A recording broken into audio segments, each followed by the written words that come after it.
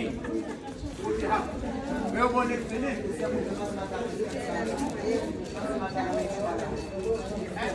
azamadala ngesikhathi sami amen. Uma wena ubona ukuthi uJehova uyaqhaphaza manje utshwala uyaqhaphaza hamba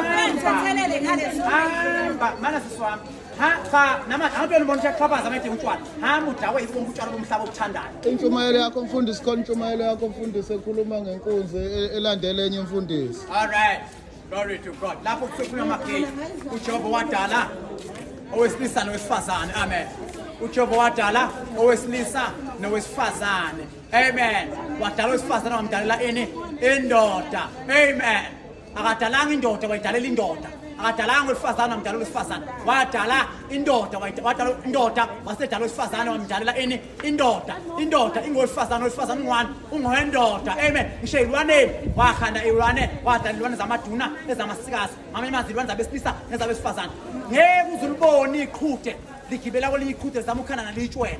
Ngeke uzuyibona inkunzi ibhizineni inkunzi ehla enyuka emadlelweni igibela phezulu kwaye zamukhana nenkonyana. Ngeke uzuyibona inqama igibela kwenye inqama zamukhana nayiwuntu. Ngeke uzuyibone glory to God impongo ibhizineni impongo zamukhana nayizinyana. Ngeke uzubona izilwane ezihlakaniphile kunani glory to God impongo iyembuzikazini iwisimbe kumkayo vele izinyana. Inkunzi iyenkomazini kumkayo iwisimbe kumkayo vele inkonyana. Amen. Inqama iyakwimvukazi umkayo. Iwisimbe kumkayo vele iwuntu. Khake umuntu suka indoda ihlika start kwenye indoda ithi baby baby my love kwena usathane yourself.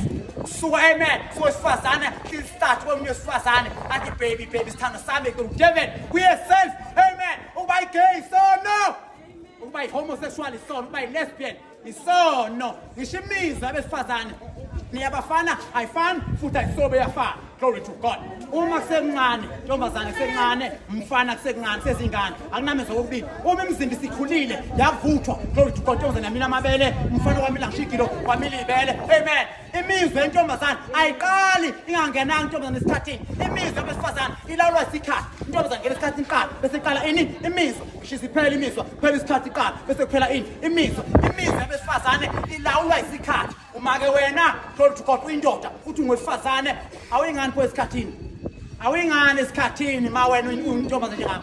Ngoba abesifazane imizwa yabo ilawulwa isikhathi. Imizwa yabo ibase isikhathi. Awuyingani esikhathini.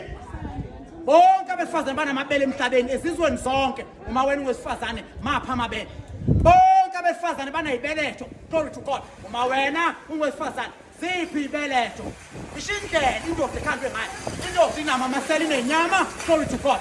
Ikhandwe yaba strong wine for heavy work.